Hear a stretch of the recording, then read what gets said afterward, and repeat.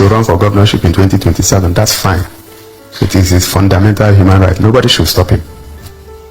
But again, we must respect the law. If INEC releases the timetable and says it is the time that campaign starts, if you start campaigning before then, you put yourself in harm's way. You can even be disqualified before the election. So when you gather people and you are telling them you are going to take over the state in 2027, you are campaigning. It's not right. So I will plead with him that if he wants to run election, he should hold his fire. Once INEC blows the whistle, he should go and pick up a phone and begin to campaign. It's for Abia people to decide who will be their governor. Okay, so it's also important that the APC is talking about, which has leadership, should know that they are being demarketed in Abia State. But I'll call on our people to still hold their peace and be calm.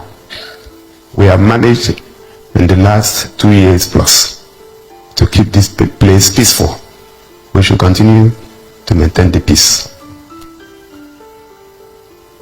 I've had some people around him say, oh, they must take over the state, they will write results. The only advice I have for them is that if they truly want to write results, they should write something else before that time. You know what it is? Their will. Because this is our state, nobody can intimidate us. But having said that, am I threatened? Absolutely no. Do I bother about that? Absolutely no. But I want us to maintain peace and decorum. Okay? Samson, I don't know if I've answered your question. That is the able governor of Abia State, Alex Otti.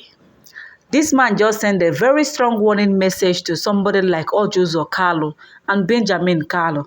And not just that alone, because these people are planning to manipulate election results in Abia State just for them to take over. The question we have to ask this Uzor Kalu, you ruled this particular state for how many years? But you couldn't do what this man did in just 2 years. In 8 years, you couldn't do it.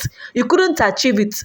Even to construct ordinary bridge, you keep saying that these people, mommy water, they are demanding for sacrifice, this and that, on all kinds of trash and shit. So this man have set the record straight. He has warned these people. He have sent a very warning message to Benjamin Kalu. According to this man, in case you don't understand the full details of what this man said, according to Governor Alex Otti, who schools Benjamin Kalu, he said that your claim of being Nigeria's 6th citizen is inaccurate. Abia State Governor Dr. Alex Otti has corrected the Deputy Speaker of the House of Representatives, known as Right Honorable Benjamin Kalu, over his recent claim of being Nigeria's 6th citizen, saying the ranking does not belong to him.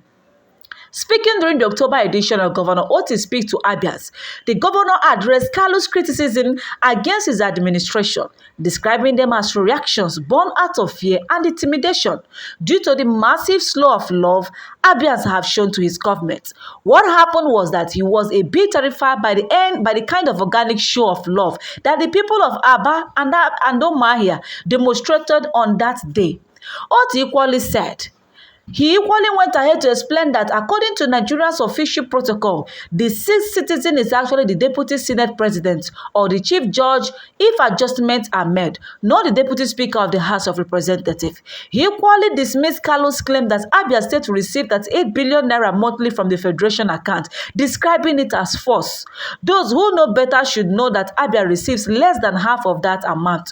People should focus on the responsibilities they have been given, the governor said. I think this is the center of it all. Seeing is believing. If a working governor is doing something, you will not care whether they are eating money or not, because you actually seeing the result of their work.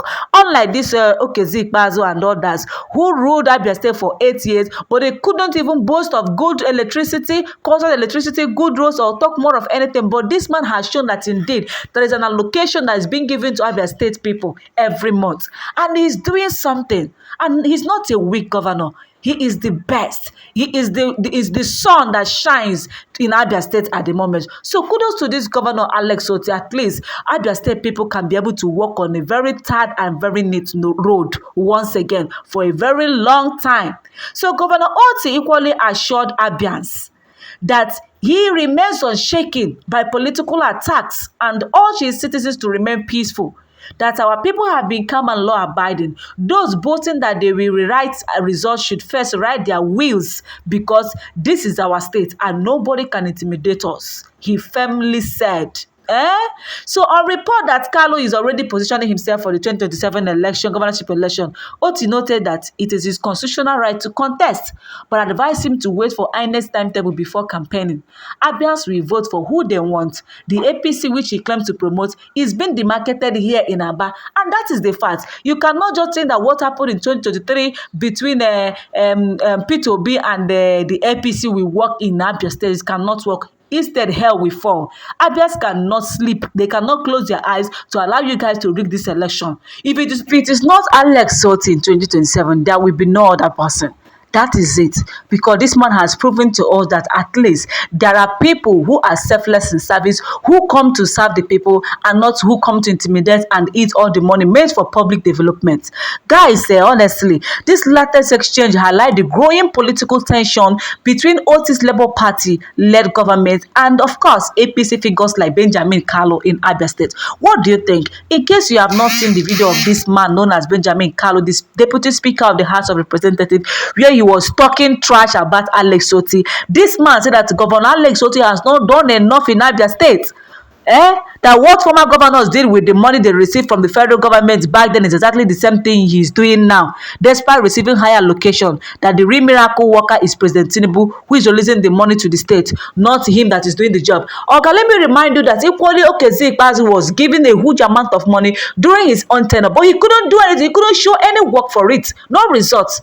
He's not doing anything. So why are you saying that this man is not doing? I don't know exactly what's wrong with this APC. Some of these are politicians. You see someone that is working, you are still castigating him that what he's doing is not enough. What of the people that did not achieve anything? What of the ones that did not even do any iota of project for 8 good whole years?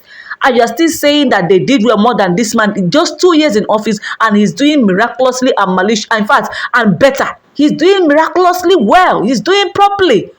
You are still accusing him. Honestly, guys, this man, Alex Otti, Abians, I'm not talking to you people, ensure that you still maintain this man in 2027. Because if you lose this man, honestly, that road that people are boasting of, they might even use caterpillar to come and bulldozer it. Yes, so, because the type of leaders we have in Nigeria are the type that love to see us to suffer rather than seeing citizens enjoying the will of the people. What do you got to talk?